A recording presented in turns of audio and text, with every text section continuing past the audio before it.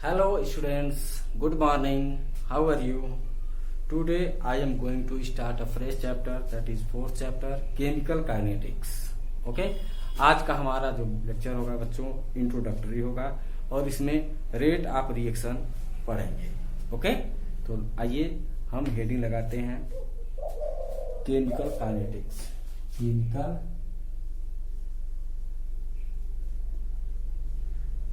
Kinetics. Chemical kinetics. Okay बच्चों, तो बच्चों केमिकल काइनेटिक्स क्या होता है?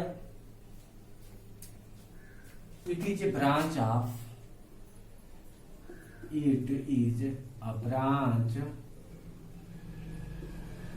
Physical chemistry.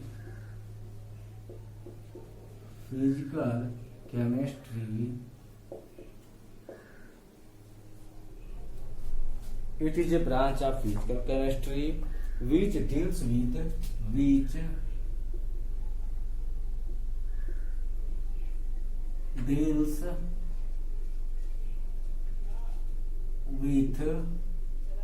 किन किन चीजों को डील करती है?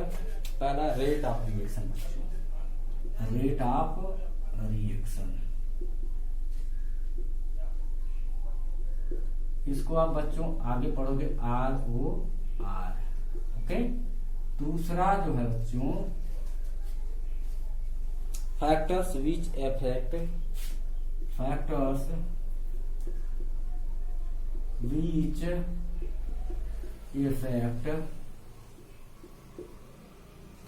Of reaction.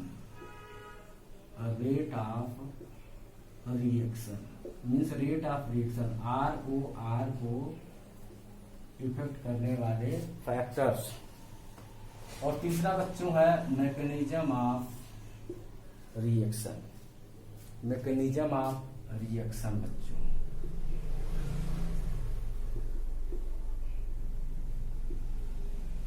तो ये चैप्टर बहुत ही बच्चों इंपॉर्टेंट है. इस चैप्टर से क्वेश्चन जरूर आते हैं. ओके. तो आज के लेक्चर में हम रेट ऑफ रिएक्शन पढ़ेंगे. इंट्रोडक्टरी है, ठीक है ना. तो आइए अभी हम बात करते हैं chemical kinetics. It is a branch of physical chemistry which deals with rate of reaction, factors which affect the rate of reaction and mechanism of reaction. Okay. तीन बातों को हम स्टडी करते हैं केमिकल काइनेटिक्स में. केमिकल काइनेटिक्स फिजिकल केमिस्ट्री का वह branch होता है जिसमें rate of reaction, okay, factors that affect the rate of chemical reaction and third the mechanism of reaction study करते हैं. ओके. तो आज इस चैप्टर में हम लोग पढ़ेंगे बच्चों क्या क्या चीज पढ़े हैं उसके बारे में आज अभी बता दे रहे हैं मोटा तौर पर कि आप पढ़ोगे बच्चों रेट ऑफ रिएक्शन. ओके. पहले पढ़ोगे क्या? Rate of reaction. हमारा आज का पूरा लेक्चर जो है रेट ऑफ रिएक्शन पर होगा. रेट ऑफ रिएक्शन इसको ROR हम कहेंगे. ये आज आपका पूरा लेक्चर इसी पर बेस्ड होगा. ओके बच्चों. दूसरा पढ़ोगे आप फैक्टर्स विच अफेक्ट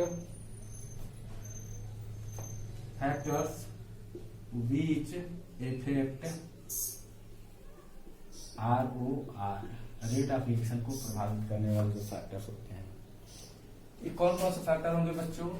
ये जो फैक्टर्स होंगे ये हमारे टेम्परेचर होंगे.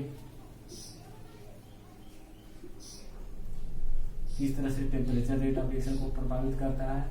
कंसंट्रेशन होगा बच्चों और इसके बाद जो है प्रेशर होगा. ओके. इन्हीं तीन फैक्टर्स को हम पढ़ेंगे. इसी में बच्चों हमको मिलेगा आर्हेनियस इक्वेशन. इसी में टेम्परेचर वाले फैक्टर में क्या मिलेगा? Arrhenius equation. तो यह आपका एक अपने आप में खुद एक जो है लेक्चर बन जाएगा आर्हेनियस इक्वेशन. ओके. कंसंट्रेशन जब पढ़ोगे बच्चों इसमें क्या होगा? ऑर्डर ऑफ रिएक्शन आपको मिलेगा पढ़ने के लिए. Order of reaction. ये ऑर्डर जो होता है फर्स्ट ऑर्डर का हो सकता है, सेकेंड ऑर्डर का हो सकता है रिएक्शन, थर्ड ऑर्डर का हो सकता है, 0th ऑर्डर का हो सकता है, nth ऑर्डर का रिएक्शन हो सकता है। ठीक है। उसके बाद बच्चों आप ये एक एक वीडियो हो जाएगा, आरएनएस इक्वेशन हो जाएगा, ऑर्डर ऑफ रिएक्शन में भी एक वीडियो बन जाएगा। ठीक है ना। उसके बाद बच्चों पढ़ोगे रेट लॉ, तीसरा जो होगा रेट लॉ, अलग से लेक्चर आपको बनाना पड़ेगा। चौथा मॉलिक्यूलरिटी पढ़ना पड़ेगा, मॉलिक्यूलरिटी। ओके। उसके बाद मैकेनिज्म ऑफ रिएक्शन, पांचवा जो होगा मैकेनिज्म ऑफ रिएक्शन।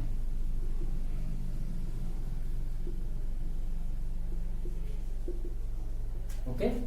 तो बच्चों chemical kinetics is a branch of physical chemistry which deals with the study of rate of reaction, factors which affect the rate of reaction and mechanism of reaction. Okay. And in this chapter you will study the rate of reaction, factors which affect the rate of reaction, that is temperature, pressure, concentration। Temperature में RNS equation होगा, concentration में order of reaction, first order, second order, third order, 0th order, nth order. Okay. तो उसके बाद rate law पढ़ लेंगे, उसके बाद मॉलिक्यूलरिटी पढ़ लेंगे, उसके बाद मैकेनिज्म पढ़ेंगे। ठीक है ना बच्चों। तो अब मैं शुरू करने जा रहा हूँ बच्चों रेट ऑफ रिएक्शन। आइए अब जो है हम शुरू करते हैं अपना पहला टॉपिक इस चैप्टर का, केमिकल काइनेटिक्स का पहला टॉपिक रेट ऑफ रिएक्शन। तो बच्चों कॉपी पेन उठाइए और हेडिंग लगा लीजिए rate of reaction. Rate of reaction, ROR। Okay.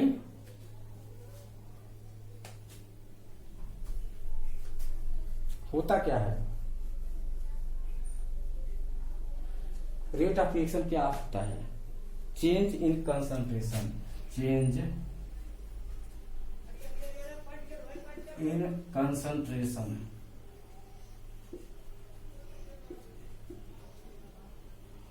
Of reactant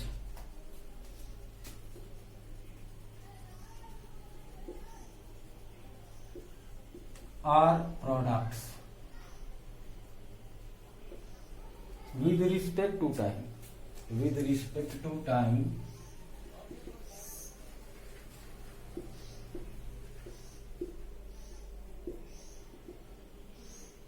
is known as rate of reaction. Okay.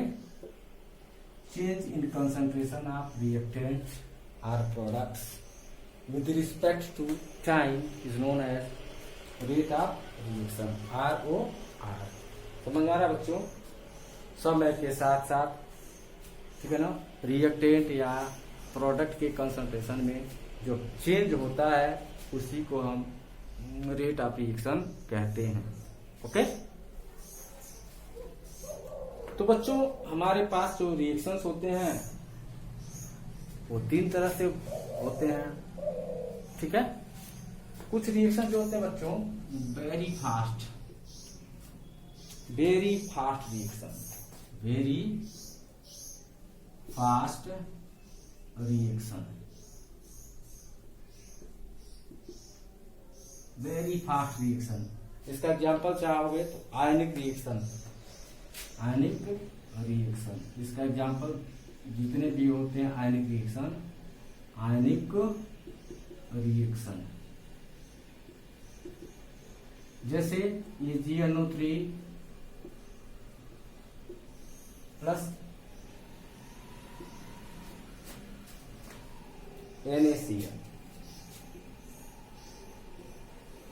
gives AgCl plus NaNO3। इस रिएक्शन को होने में बच्चों बहुत ही कम समय लगता है, बहुत ही कम समय लगता है, 10⁻⁻⁶ सेकेंड का समय लगता है, इतना कम समय लगता है।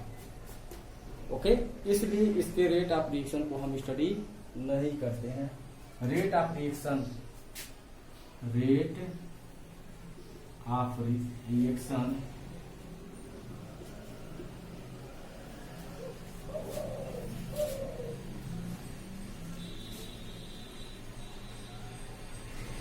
Can not be calculated.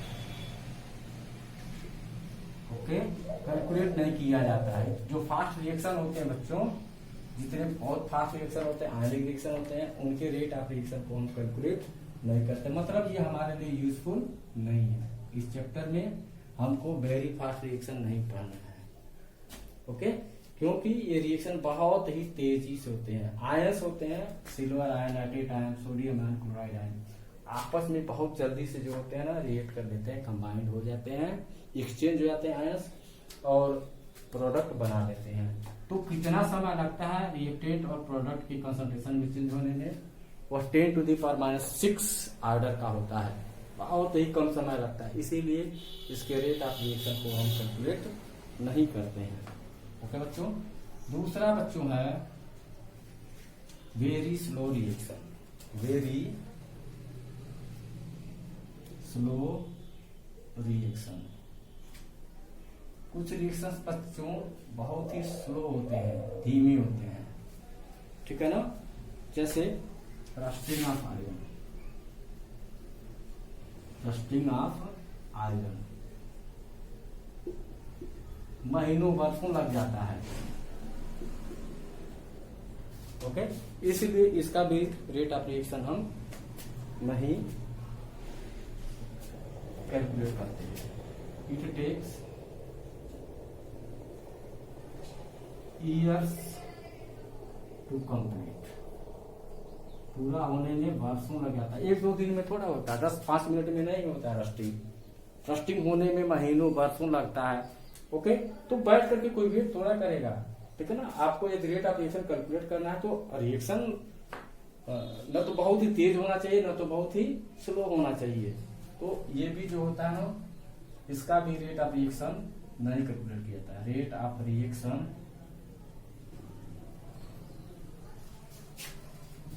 Is not calculated. हमारे लिए यूजफुल नहीं होता, ये भी नहीं होता बच्चों, ये भी हमारे लिए यूजफुल नहीं होता है, ठीक है। और तीसरा टाइप का रिएक्शन होता है मॉडरेट रिएक्शन।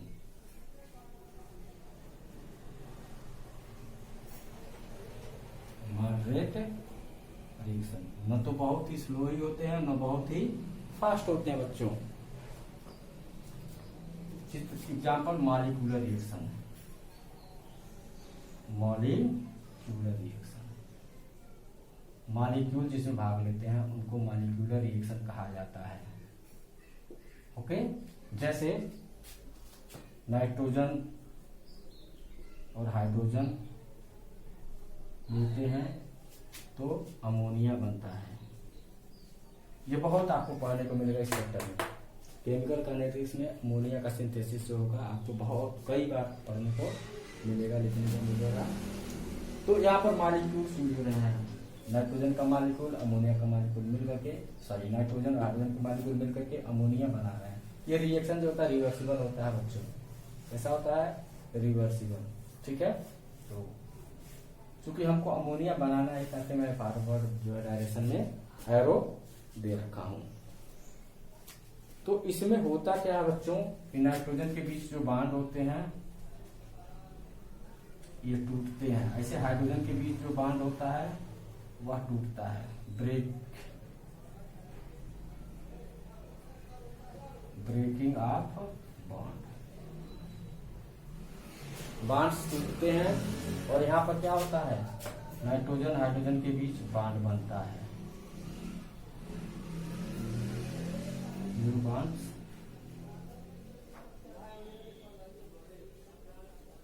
Are formed. तो पुराने बांड टूटने में, नए बांड बनने में समय लगता है, ठीक है। इसीलिए इसका जो है रेट ऑफ रिएक्शन मेजर किया जाता है। सो रेट ऑफ रिएक्शन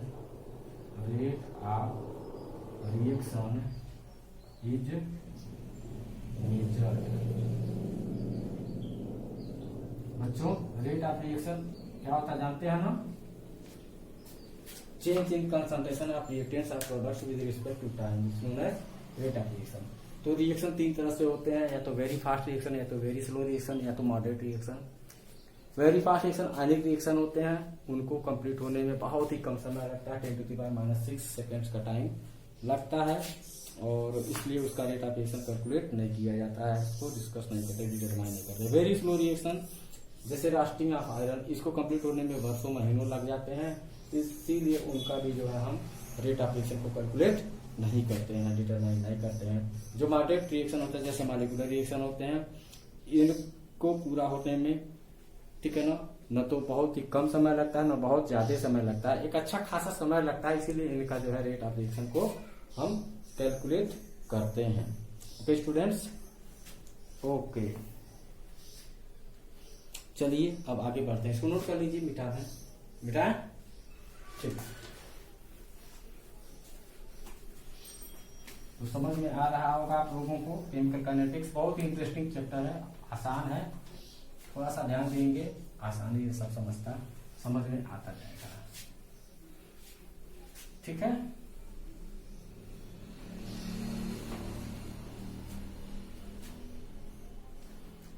बच्चों रेट ऑफ रिएक्शन दो तरह से होते हैं, रेट ऑफ रिएक्शन दो तरह से कैलकुलेट किया जाता है। Rate of reaction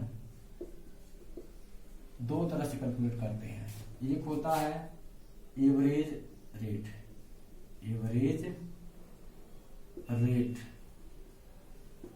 of reaction. Okay, जब हमको टाइम पीरियड दिया रहता है 10 सेकेंड, 0 सेकेंड से 20 सेकेंड, या 10 सेकेंड से 130 सेकेंड में कितना जो है कंसंट्रेशन में चेंज होगा, तो वहां पर जो है एवरेज रेट कैलकुलेट किया जाता है। ओके, और दूसरा होता है instantaneous rate of reaction, instantaneous rate of reaction. जैसे एक पर्टिकुलर टाइम दे देगा, कोई रिएक्शन हो रहा है 5th सेकेंड पर, ठीक है ना, रेट ऑफ रिएक्शन क्या होगा, अर्थात कंसंट्रेशन रिएक्टेंट का क्या होगा या प्रोडक्ट का कंसंट्रेशन क्या होगा, इस तरह से जो है इंस्टेंटेनियस रेट ऑफ रिएक्शन हम कैलकुलेट करेंगे। चलिए आगे हम बढ़ते हैं, मिटाते हैं। तो हम पहले जो है बच्चों एवरेज रेट ऑफ रिएक्शन को लेकर के चलेंगे, इसको चलेंगे एवरेज। एग्जाम्पल ले लेते हैं बच्चों, एक एग्जाम्पल ले लेते हैं, एक एग्जाम्पल जैसे मान लें 2A + 3B = 4C। Okay, 4C। तो इसका रेट ऑफ रिएक्शन हमको निकालना है, क्या निकालना है, rate of reaction, rate of reaction, ROR। क्या होगा बच्चों, हम रिएक्टेंट के टर्म में हम ले सकते हैं, ठीक है ना। तो रिएक्टेंट का कंसंट्रेशन क्या हो रहा है,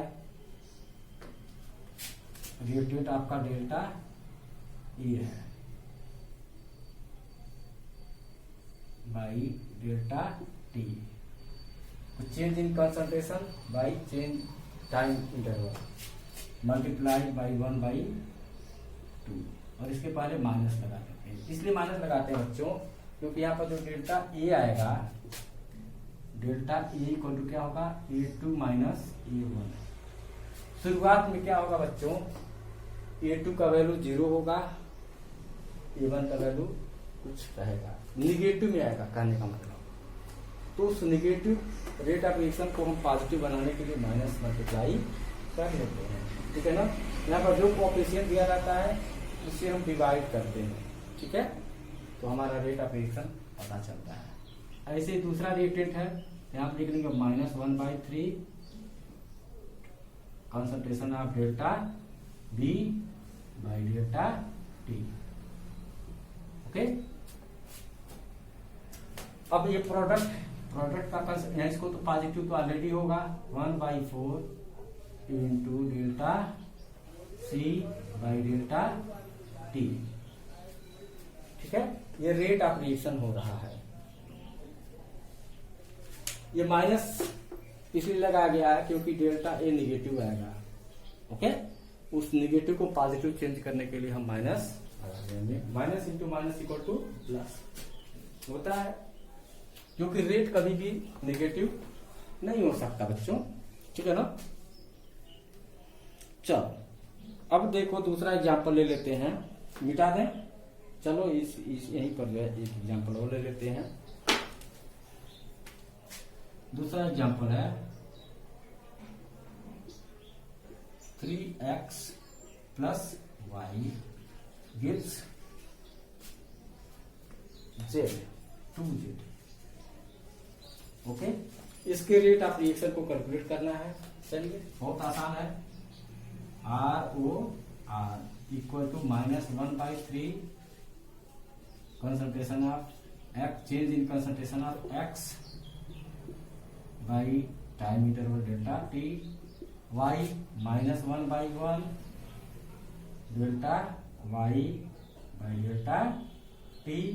यहाँ पर 1/1 लिखा चाहे ना लिखा कोई फर्क नहीं पड़ता है। Product 1/2 okay delta z by delta t, ये रेट ऑफ रिएक्शन। ठीक है, सबके सब बराबर है। यदि रिएक्टेंट का कंसंट्रेशन दिया रहता है तो भी हम रेट ऑफ रिएक्शन को पता कर सकते हैं। प्रोडक्ट का कंसंट्रेशन दिया हो तो भी जो है हम रेट ऑफ रिएक्शन पता कर सकते हैं। टाइम होना चाहिए और कंसंट्रेशन दिया होना चाहिए, तभी जो है हम रेट ऑफ रिएक्शन को कैलकुलेट करते हैं। ओके मेरे प्यारे बच्चों, मिटा दें, नोट कर लीजिए। ठीक,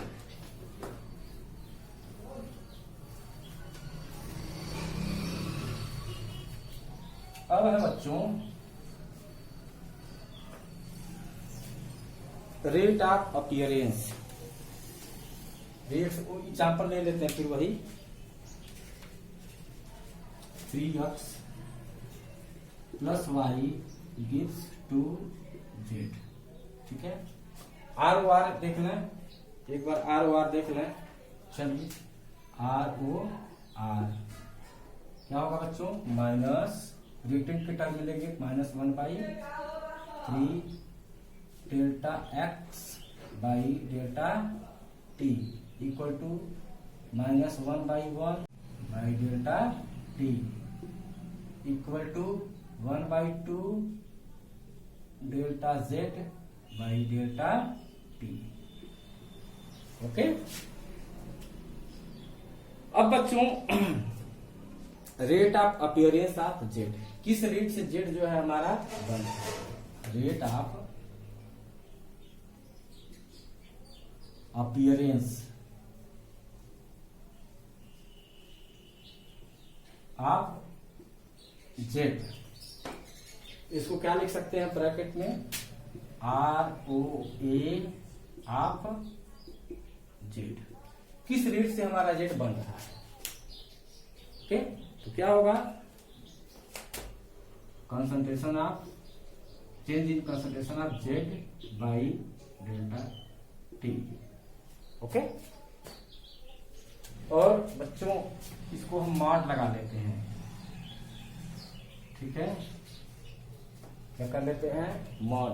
क्यों, ताकि जो है निगेटिव वैल्यू न आए। यदि माइनस में हो तो उसको प्लस में चेंज कर लेते हैं। ऐसे ही rate of disappearance, rate of disappearance of X.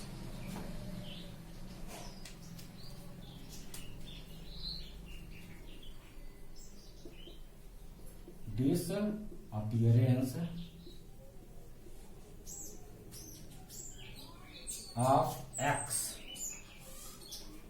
तो रेट ऑफ डिसअपीयरेंस को लिखेंगे ROD ऑफ एक्स। क्या होगा, यहां पर भी मार्क लगाना पड़ेगा बच्चों। Delta x by delta T, delta x by delta T, या ऐसे लिख सकते हो rate of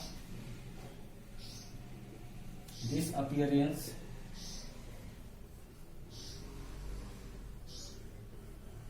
ROD of y, क्या होगा, मान लगा लेंगे delta y by delta T.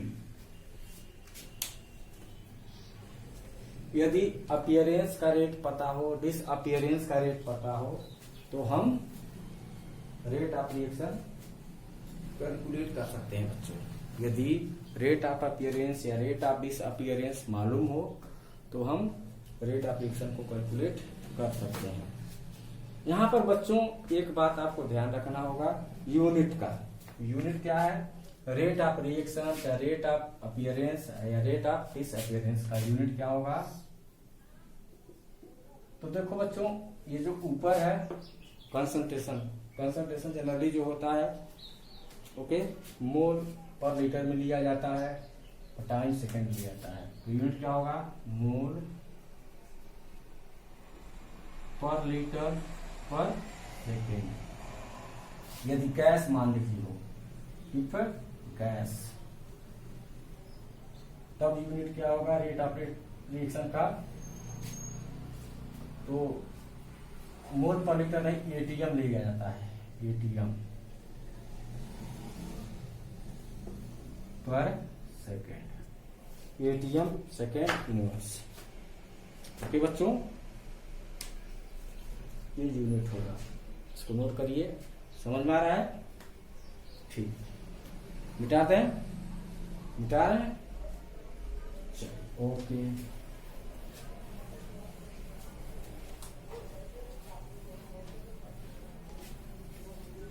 अब है हमारे पास एक क्वेश्चन, तो बच्चों तो रिएक्शन देखते हैं।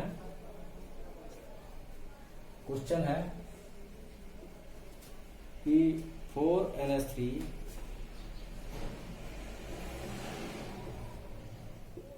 plus 5O2 gives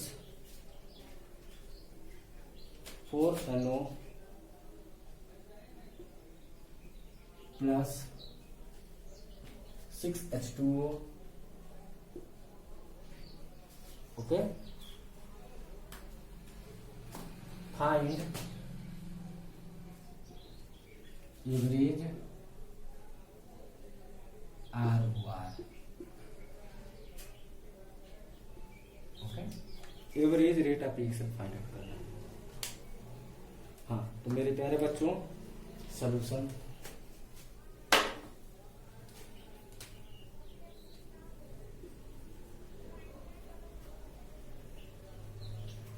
average ROR equal to -1/4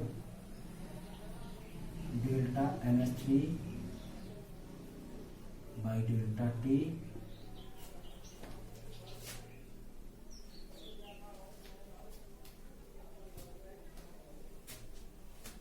equal to -1/5 delta NO, sorry O2 not NO, by delta T equal to 1/4 delta NO by delta T equal to 1/6 delta H2O by delta T। Average हो गया, average rate of reaction. अब बच्चों यदि आपसे पूछा जाए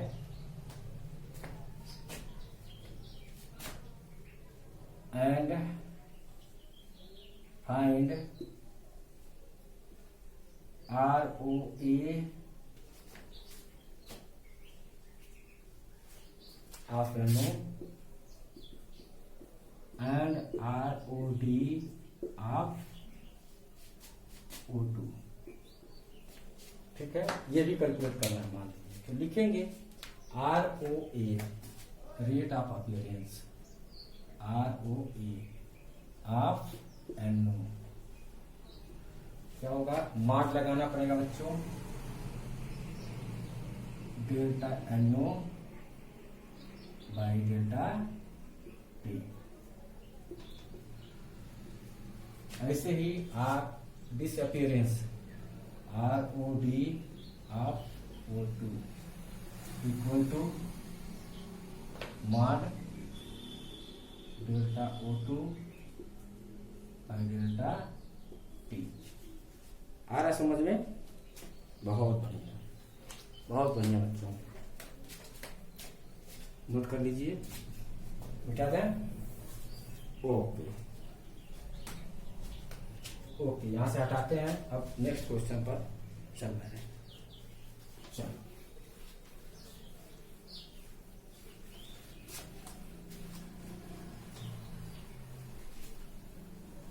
अब देखो बच्चों, क्वेश्चन है N2 + 3H2 N2 + 3H2 gives 2NH3।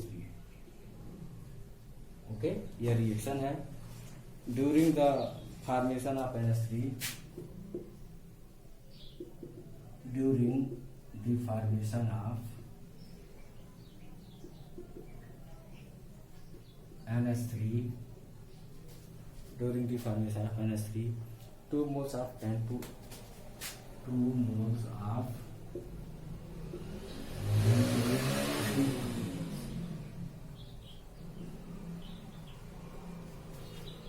this appear in 1 minute।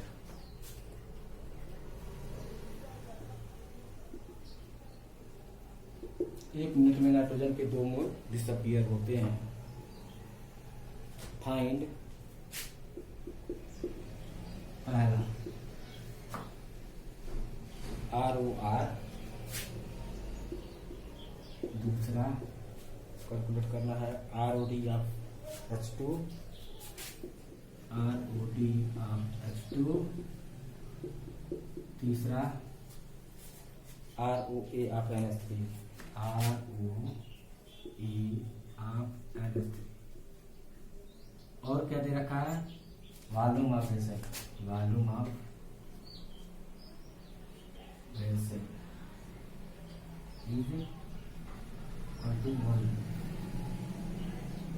Vessel का वॉल्यूम 1 लीटर दे रखा है। ठीक है, चलिए शुरू हो जाते हैं, सॉल्व करते हैं। ROR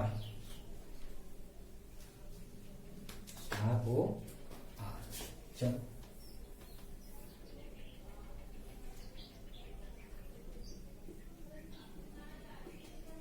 ROR क्या होगा,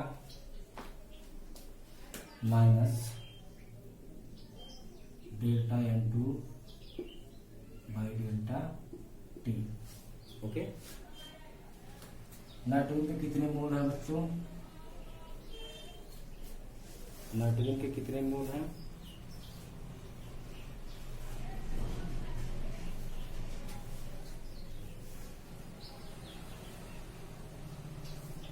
टू मोल्स है।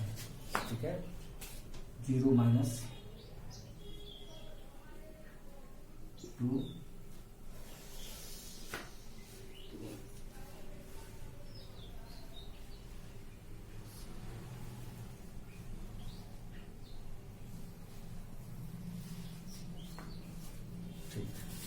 बाई 1 मिनट करेंगे तो 2 हो जाएगा बाई 60 सेकेंड। ठीक है, आपका आंसर हो जाएगा 1/30 मोल पर लीटर पर सेकेंड। इसका आंसर हो गया। ठीक है,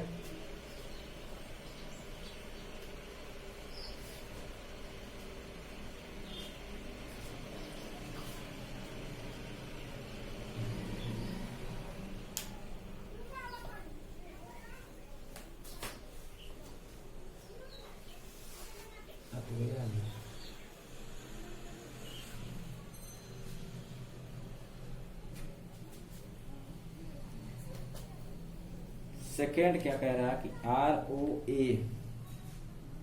ROD of H2, ROD of H2,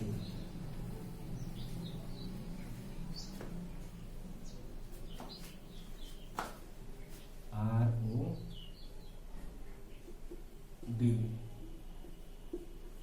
of H2 mod होगा delta H2 by delta T। क्या दे रखा है, ये क्या रखा है, ROR ऑफ H2 दे रखा है, कितना दे रखा है 1/30। यहाँ पर आया है आपका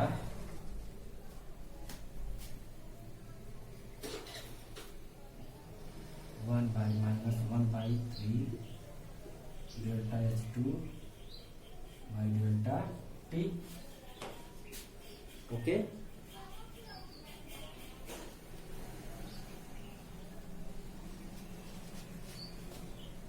दे रखा कितना, ये 1/30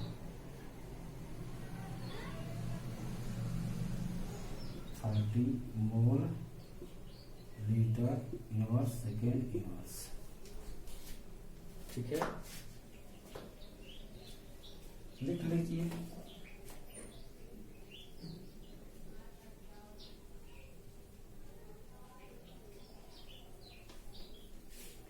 -1/3 delta H2 by delta T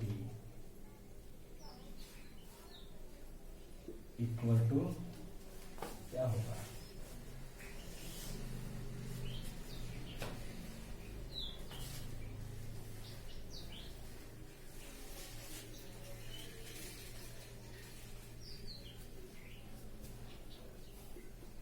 one by 30 दे रखा है, इसलिए ROD ऑफ H2 बराबर मान delta H2 by delta T equal to 3 हो जाएगा, ये मल्टीप्लाई हो जाएगा 3 मल्टीप्लाई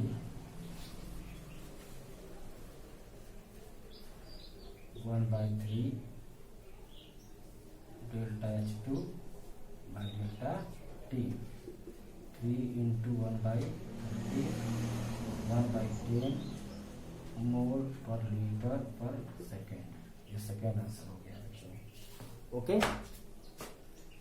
तीसरा बच्चों है rate of appearance of NH3। Appearance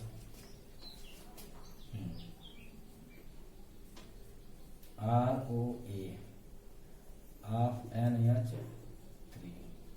क्या होगा, delta NH3 by delta T। ये क्या रखा है 1/2 -1/2 delta NH3 by delta T। ये रखा कितना 1/30। तो इसको निकालना रहेगा तो क्या हो जाएगा, is equal to 2 multiply 1/30 equal to 1/15 mole पर लीटर पर second. It is your third answer, it is second answer. समझ में आ रहा है बच्चों?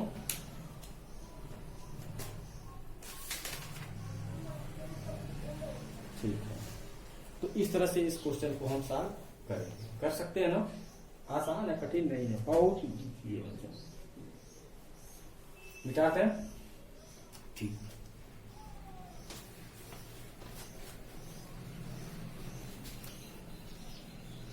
अब अगला क्वेश्चन है, यहाँ पर रेट जो निकल रहा है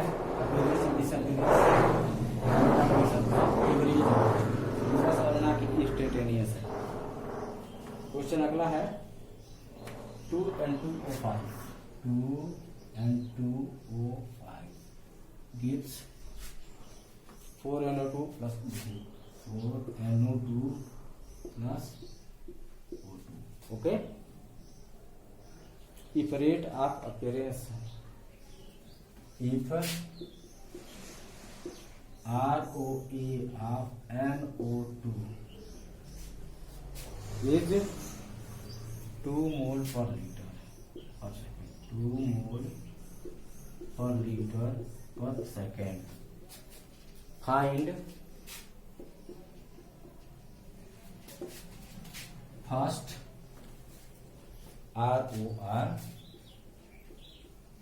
second ROD of N2O5। आसान है बच्चों, कुछ है नहीं। चलिए रेट एप्लीकेशन लिख लेते हैं। ROR equal to -1/2 N2O5 by delta T equal to 1/4 delta NO2 by delta T equal to delta O2 by delta T।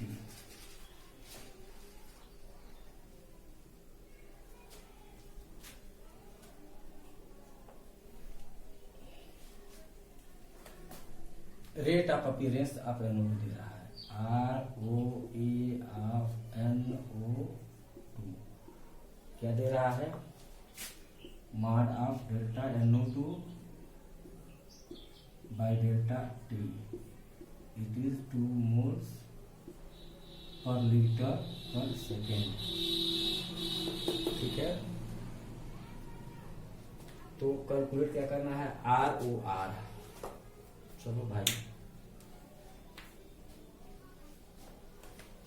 ROR निकालो। पहला ROR रेट ऑफ रिएक्शन,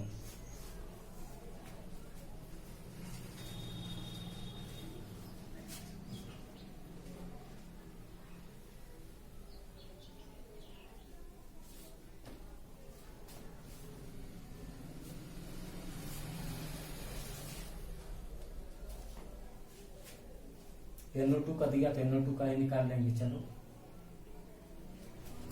अब NO2 निकाल लेंगे, क्या होगा, 1/4 delta NO2 by delta T। ठीक है, इसका 1/4 होगा, मीन्स 1/4 मल्टीप्लाइड 2, 1/2 मोल पर लीटर पर सेकेंड। ओके, ये आपका पहला आंसर हो जाएगा मेरे प्यारे बच्चों दोस्तों, ये आंसर हो गया। अब दूसरा क्या कह रहा है, दूसरा कह रहा है बच्चों ROD ऑफ N2O5। चलो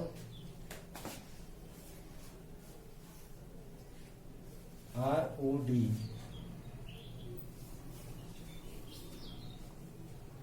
तो जिस रेट से जो है फॉर्मेशन हो रहा है उसी rate ROR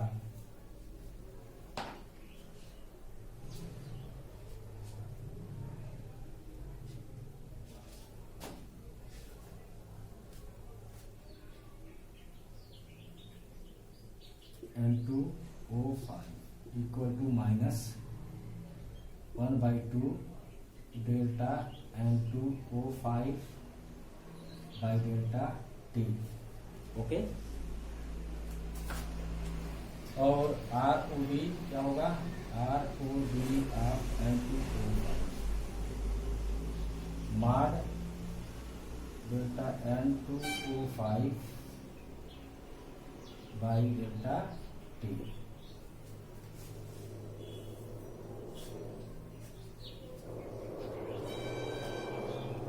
means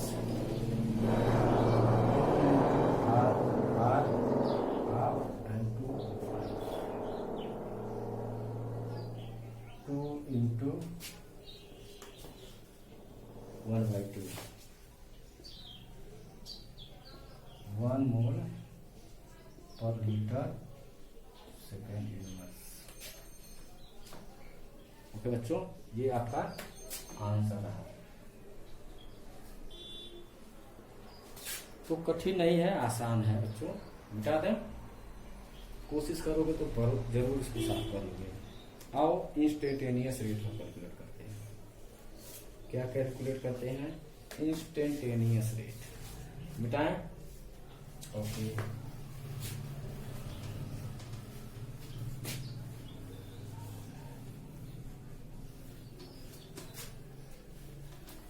instantaneous rate, second rate, instantaneous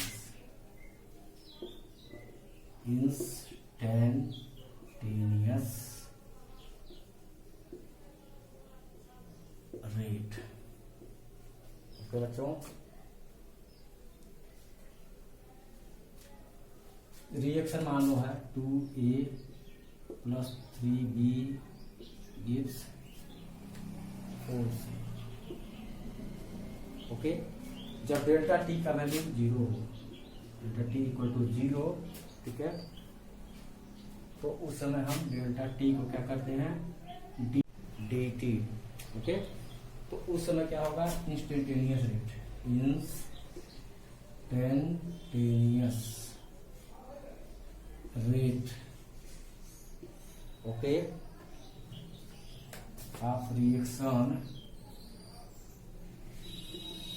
equal to -1/2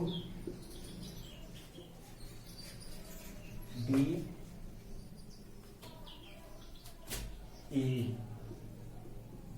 by dt equal to -1/3 dB by dt equal to 1/4 dC by dt। Okay, ये इंस्टेंटेनियस रेट ऑफ रिएक्शन होता है। आइए ग्राफिकल रिप्रेजेंटेशन करते हैं बच्चों। ग्राफिकल रिप्रेजेंटेशन,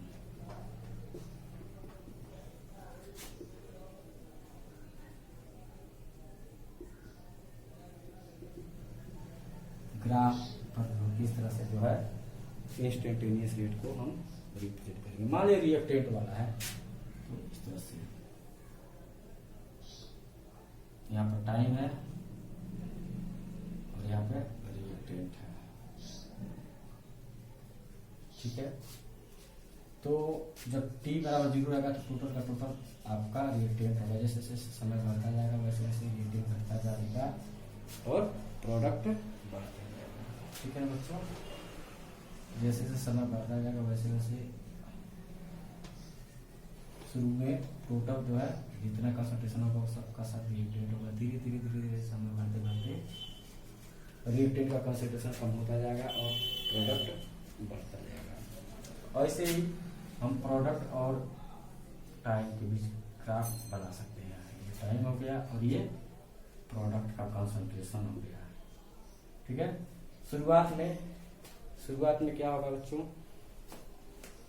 t = 0 पर हमारा product का कंसंट्रेशन 0 होगा। धीरे धीरे जैसे समय बढ़ता जाएगा वैसे वैसे प्रोडक्ट का कंसंट्रेशन बढ़ता जाएगा और एक समय आएगा कि प्रोडक्ट का कंसंट्रेशन कांस्टेंट हो जाता है, ठीक है ना। उस समय इक्विलिब्रियम में आ जाता है, रिएक्शन और फॉरवर्ड और बैकवर्ड दोनों डायरेक्शन में चलता है, ठीक। अब देखिए ए वाले को हम बनाते हैं, बता दें इसको, समझ में आ रहा है ना? ठीक, ये क्या दिखला रहा है? जैसे जैसे समय बीतता है रिएक्टेंट का कंसंट्रेशन कम होता जाता है। ये क्या दिखला रहा है? जैसे जैसे समय बढ़ता है वैसे वैसे प्रोडक्ट का कंसंट्रेशन भी बढ़ता है। Okay, as a time passes concentration of reagent decreases and concentration of product increases। Okay, तो हमारा जो इक्वेशन है 2A + 3B = 4C, उसको ग्राफ के रूप में हम एक्सप्रेस करते हैं।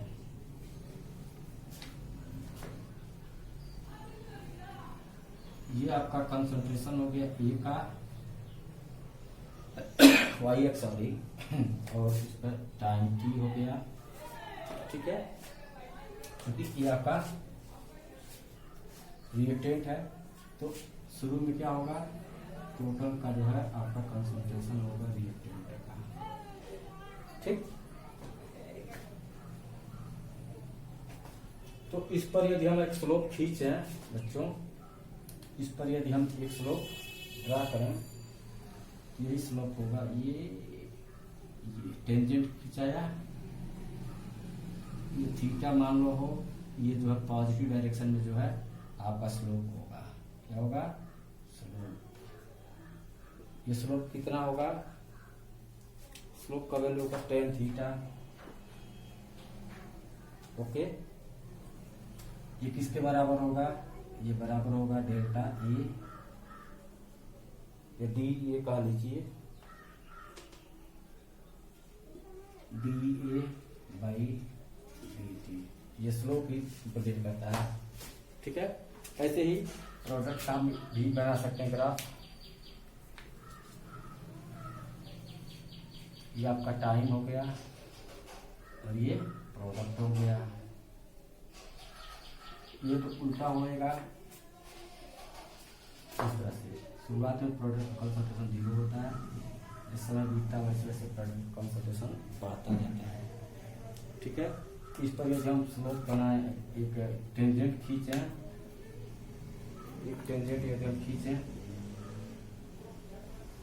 इस तरह से आएगा, इसको पीछे की तरफ बढ़ाएं, यही जो है आपका थीटा होगा। ठीक है ना, ये स्लोप होगा, इसका वैल्यू क्या होगा? टेन थीटा के बराबर होगा, और ये हो जाएगा डी, प्रोडक्ट आपका सी है, D C by D T. Okay,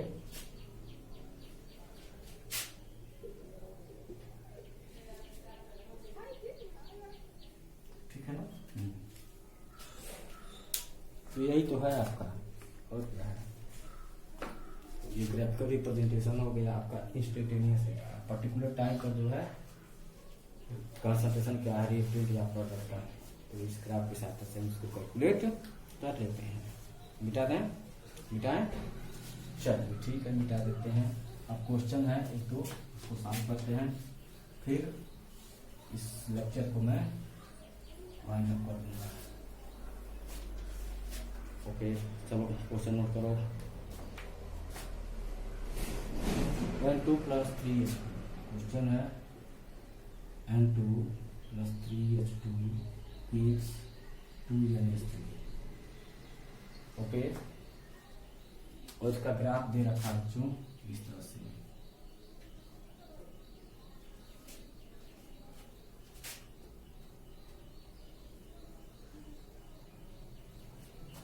ठीक है, यहाँ पर तो बच्चों हाइड्रोजन का दे रहा है, हाइड्रोजन का कंसंट्रेशन दे रहा है मोल पर लीटर में, और ये टाइम दे रखा है। ठीक है, अलग अलग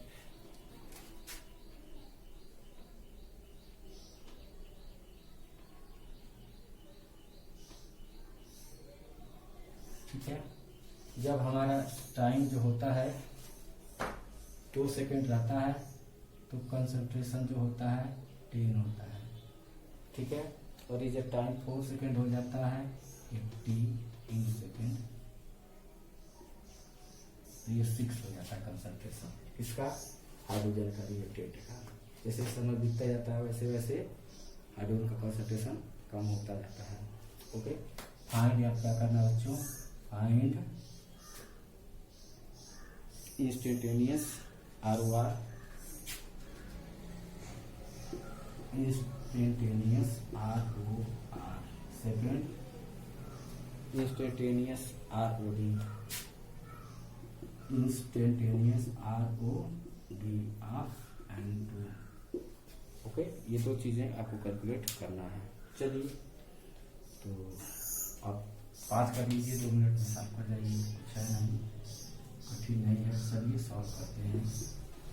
कितना बच्चों तो ROR लिखेंगे, क्या होगा? माइनस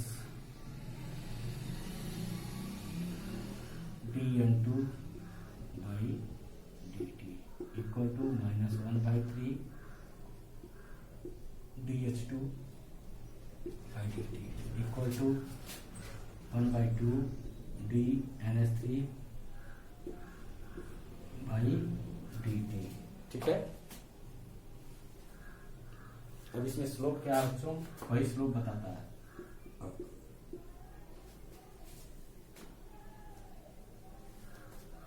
tan थीटा है, ओके, बराबर y2 minus y1, y2 minus y1, x2 minus x1 बराबर BH/dt।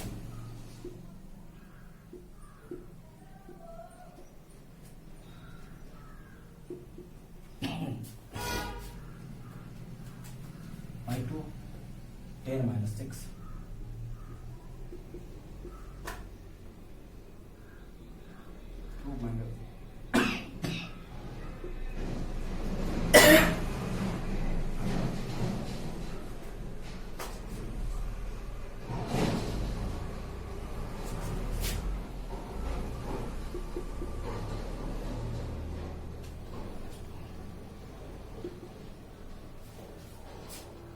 ओके,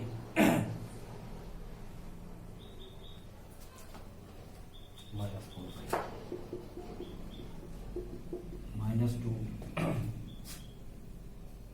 मोल पर लीटर पर सेकेंड।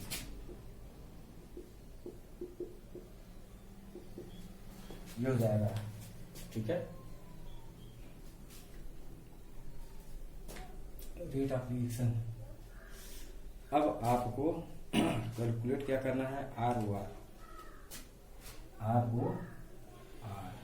ऑफ H2 क्या है, -1/3 DH2/dt, ठीक है। जो आया इसका 1/3 कर देंगे तो 2/3 आ जाएगा,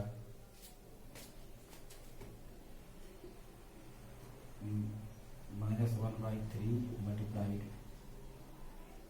ओके, DH2/dt, -1/3 इंटू -2, 2/3 मोल पर लीटर पर second, okay. Rate of reaction of hydrogen आ गया।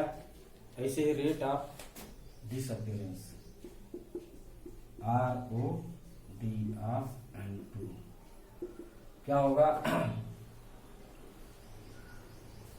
माड हो जाएगा dN2/dt, ओके।